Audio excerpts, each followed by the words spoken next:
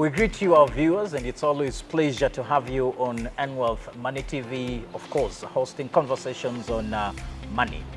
Now, in this episode, we're looking at how important is the strategy and how do we develop it and how do we translate it from just a document to something that works for us. To help us cut through those facts, he is my guest and an expert in that area, Mr. Brian Mora.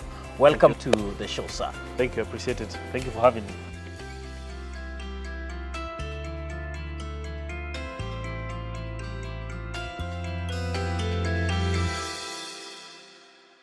Now, to start off, a strategic plan, this has been largely viewed as something that big companies do, Safaricom and all that.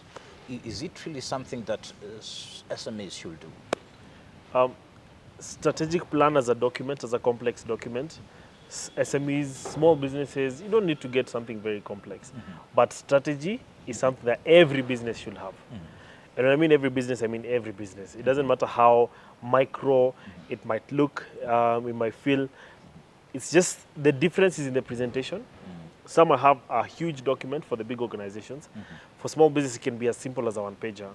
But strategy is one of the things that, as a small business owner or as a startup owner, you just need to have. You just have to have. Yes. Wow. Company XYZ Yes. is looking at developing their strategy this year, and they are wondering where to start. How do they start and where do they go? So just walk them through the strategy development journey. Yeah. We actually did this over a session a few days ago and a few weeks ago. When for SMEs, let me give the SME the startup context. When you're creating a strategy, there are particular things you have to keep a keen focus on.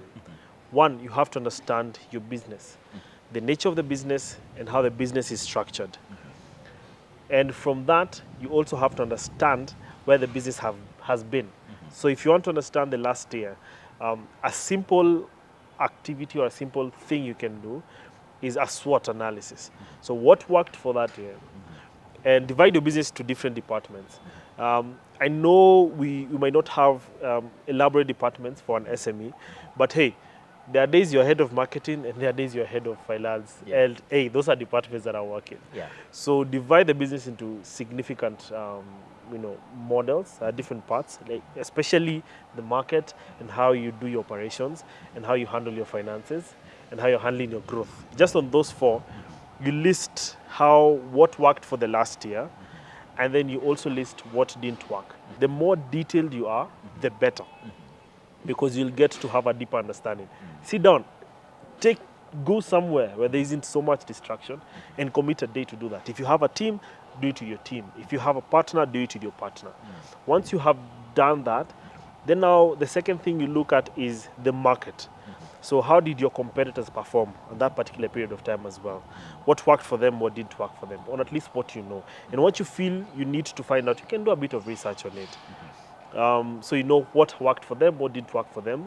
The purpose you do that is because you have to be aware of probably what you have not noticed. Yeah. When you look at large corporations like banks, huge banks, they have departments, what we call strategy departments. And what these strategy departments do, all they do is research on what is happening in the market and products that are being launched, and they recommend if these are things we should consider and how do they look. And so it is that simple even for your small business. Just look at what the competitors are doing and how they're doing it, and see if there's things that you can replicate in your own business. Once you've understood the competitive landscape, look at the market as well. What changed during that period? What remained constant? And note them all. Now with this, you already have an awareness of where the business was in the previous year or in a particular period of time. So the next one is, where do you want to be?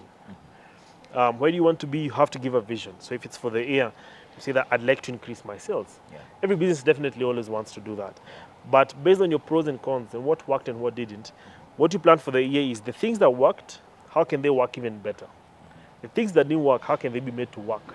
The things that were hanging on defense, how can they be solidly moved towards? They can either work, or you can get rid of them altogether. And the opportunities that you also found out, how can you explore them even better? Now, once you have that plan with a bigger vision of what this year we are trying to do, what this year we were trying to achieve. That way you'll have something to work towards and something that you're working from. And constantly give yourself a time to look at all these factors. Say every 3 months we sit down, I go for my own business meeting with my small team or my partner, and we review this thing again. In a nutshell, for small business, that is a very good strategy. Yeah. That in itself is strategy. If you do that well, before you sit down with a very huge professional who will, make it even more elaborate, with that you can make the business work. Wow. Yes. I like that. And I have picked something. When you're doing last year's review, you've talked about analyzing really what happened. So that means you need to be a proper record keeper for you to be accurate about what you actually analyze. Yes. The better the records, the better the action plans. In fact, in the NGO world, one statement comes out so clearly: something that is not recorded is not done. And so I recommend small businesses to write these things down. And how you can do that, the simplest way to do it is have a daily task. Have a task book where you write the things you do on a daily basis. That way you can always look back at the end of the week and look at some of the things that you did and be like, okay, this thing worked, this didn't work. And when you have a challenge, just open a note in your book, on your phone even, and write challenges for the year. I kid you not, 1 year from now when you're doing your strategic plan, it's going to be so much easier. Because at the point that you have to sit down and remember everything, it becomes very difficult. Yeah. Record keeping is a no-brainer. The challenge is getting the discipline to do it. That's where things get technical. But if you find a simple way to just do it for this week, you don't have to goal to do it for a whole year. How can you do it for this week? How can you do it for this month? Or just this day, how am I going to keep records for today? And you get it into a culture, into your system, it means it's something that you can copy all along. The challenge that businesses have is thinking also too big. Yeah. How can you do this for the whole year? Yes. How can you make sure that you have records for the whole year? How do you keep records for today? How do you keep records for this week? And then with that, how can you replicate it then further? Yeah. Yes, so you have to keep records. Because if something failed, the question is what failed? How did it fail? And if you don't have the records, how are you going to tell? Yeah. That has to work. Yeah, true. Yeah. And we've had people who developed strategies, and each year they do a review and they basically did not hit the target. Is it that they set targets too high, or they didn't put in the efforts, or the strategy did not work for them? Where is the issue? It could be, there are multiple reasons to it. It could be also you overshot, you undershot, or you just did not inform that strategy well. What I recommend is when you have it, you are going to look back at it. And now you have to get realistic. That's why we initially stated that it's important for you to keep records. So if something didn't work, you look at it and you ask yourself, why didn't this work? Yeah. And you realistically say it. When you have more people to input, so for instance, you said you want to get 1,000 customers. In the previous year, you had 20. Now you wanted 1,000. Yeah. And it's the end of the year, you had 100. And you're asking that our strategy failed. Why didn't we get 1,000? Yeah. Question is, first of all, were we able to get 1,000? Yeah. A business that gets 1,000 customers, what does it do? Did we do those things? And you ask yourself based on the actions of the year. Yeah. We have leaders, and even your own leading yourself and even leading a team, where we see ourselves set extremely terrible goals, and we're just being overambitious with them. Business strategy has to be informed by science. Yeah. It has to be informed by market factors. If out of the year there were 3 months where it was extremely difficult to perform, and every business suffered at that time, and your business suffered in the process, it's not a you issue. So the question is, if that situation happens again, what do you do? So it's important to analyze, have the records, and review them piece by piece. But again, when you're putting a plan, you don't aim for the top of a building. You aim for the moon, or you aim for the stars, and you land on the moon. So you ask yourself next year, how do we land on the stars? So yes, you have to be ambitious with your plans. You have to be realistically ambitious, but also go for it. Yeah. Well, realistically ambitious. And I want you to re-emphasize that point, because I was just thinking in the planning, there are two categories of people. There are those who are too practical and there are those who are too ambitious. Yeah. And when you're doing your strategic thinking, of course, you have to scan the environment within which you're going to operate. Yeah. And having picked what you said, having picked statistics from the environment, there are those who freak out and say things are all easy, so I'm not going to pressure myself. And there are those who say, regardless, I'm still going to do a lot of things. So how do you, just re-emphasize the striking balance part of it? So once you understand where you are, and as I mentioned, there are two things you can do. You can either learn or you can work with someone. The idea is for you to be sure, because no one is complete. We don't, self-made business person or self-made billionaires, it's just a concept. They're not actually self-made. It's just good leaders or, just good entrepreneurs. The thing is that guys who built the businesses and guys built them and build what they do. And so the essence is when you're having a strategic meeting at the beginning of the year, when you're having your time to think, if you're just a sole business person, which most of the time it's not, you either bring a consultant or you bring an external person. So the idea is be very careful. First, highlight what your plan is. Even as an entrepreneur, if you have a team, it's important for you to call yourself into a meeting, as my grandfather would say. Call yourself into a meeting first, and then write your resolutions for that year. Then go to your team. Then your team inputs on those resolutions. And then if that is not enough, if your team is small or you don't have the kind of strategic minds that you'd want, then now get external help.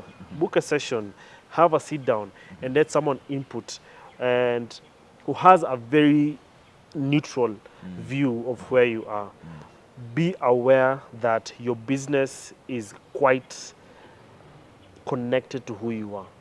So your weaknesses might be the business weaknesses, and your strengths might be the business strengths. We know organizations and big organizations that change their culture to fit the leader. Even Kenyan ones, we know them. That we know the difference between this person's time in company and this other person's time in company. And so when you're self-aware and you know that these are the things that challenge me, you move with that awareness. You move with that confidence that I have to get myself covered.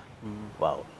Good, I like that. Now, while doing the strategic plan, is there the longest time you should do? Is it the shortest time, like 5-year strategic plan, 3-year, 1 year? What is the best time? Depending on the size of your business, that is.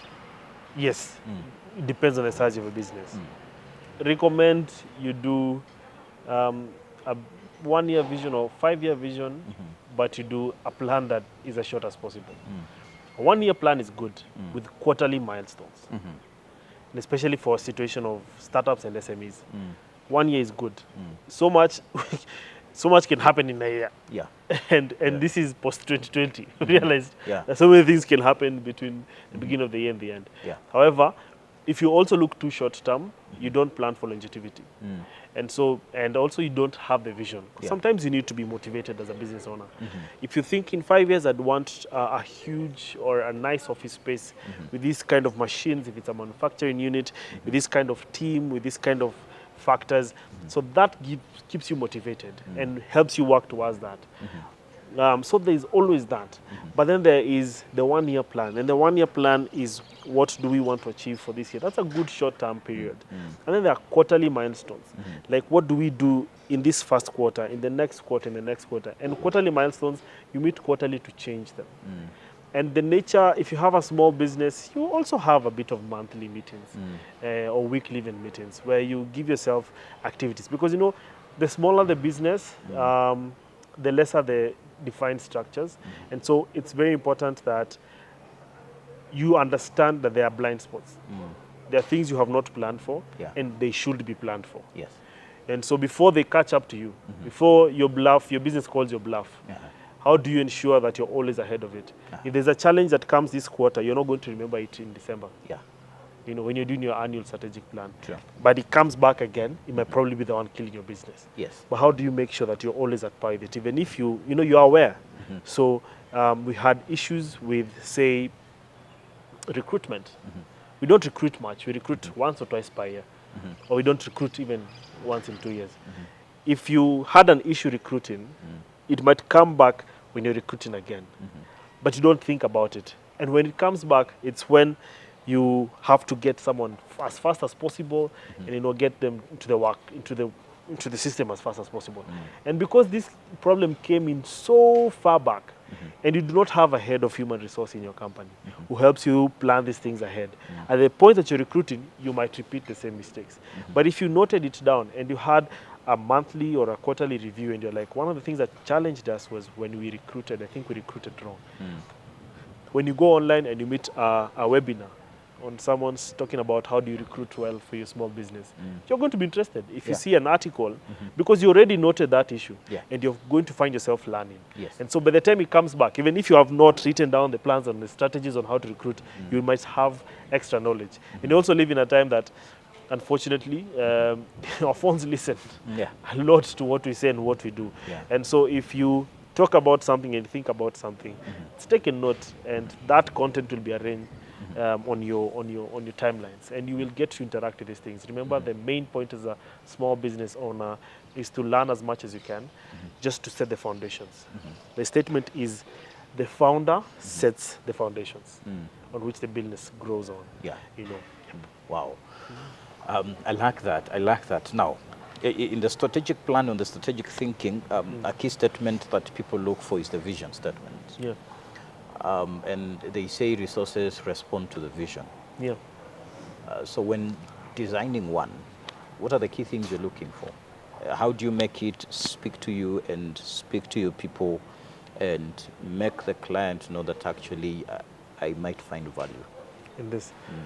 So there are guidelines to coming up with a vision for the company. But in a nutshell, the vision is basically where you want this business to be. And there's a notoriousness for small businesses not to have a vision, vision statements, and because they feel like these are things for big businesses. But there is also risk in when everyone in the organization does not know where this company wants to be in 5 years and how they're going to get there. A vision statement is just a reminder. And when you're coming up with your vision statement and even coming up with your vision for the organization, you think about where would you love to see this business? Because a vision is given by a holder. It just doesn't come out of nowhere. It's there's someone who holds a vision and gives that vision, and they work towards. In fact, research says a company that doesn't have so much structure can be even more stressful than one that doesn't. So there is allowing people to be free, but within a system. And then there is what many businesses, small businesses do, don't have a structure, move all over the place, and then feel like that is freedom. That's not freedom. That's people feel even caged when they don't know what to do. And so a vision is you sit down and you first on layman language, write down what you want to see in 5 years or in a year. Just write down that vision. If it takes a whole page or a whole paragraph or 2 or 3 pages, it's okay. Just from the top of your head, thinking raw as you can, write what you want to see. And from that now, you can be able to curate now your statement and even think, does this vision make sense? Ask someone, ask people who know you best, and ask when you network and you meet, this is why you go to networking events. You meet someone who's built an enormous business, like, hey, I sat down and I thought about a vision for my company, and I'm not sure if it makes sense. You have been there. You have gone. You have built an enormous business. I want to show it to you. Do you think that it makes sense? These are the conversations you have even with networks and with people you interact with, and with friends who are even advanced and have learned more about the business. And so once they give you that and you're able to clarify your vision, now summarize it to a statement. And don't. I'd rather you have a vision statement that is unconventional. There are words, there are a mix of words that we hear in vision statements, and we bring them together, and we make a vision statement for one company, then we adjust them and we make a vision statement for another company, then we adjust them. And we're like, we know what you guys are going to say, the words you're going to use. Challenge, as a small business owner, you have the freedom. You have the freedom to be creative and to write a vision. I once went to a small business location, and I saw their vision statements and their core values, and I was so impressed because what they have are random statements that people wrote the very first time. Some misspelled, like, this is what came up and this is what we wrote. You know, someone said, I would like us to have an amazing place for the business to grow, for everyone here to grow, for us to have enough income to sustain ourselves, the business, and our families. And that is what they wrote. Wow.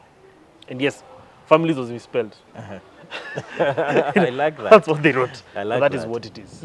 Yes, create that vision. Wow. Curate it to your own company. Wow. Yep. Well, thank you very much, and thank you, Brian, for Thank you. quite an insightful discussion, and thank you for our viewers for staying on. A lot has been discussed. We are hoping that you have picked a lot from all those discussions, and you're going to do something about it. This series continues. We are walking into another series on strategies again, but for this one, remember to click on the like button, share it within your network so that we learn from all this, and see you in the next episode.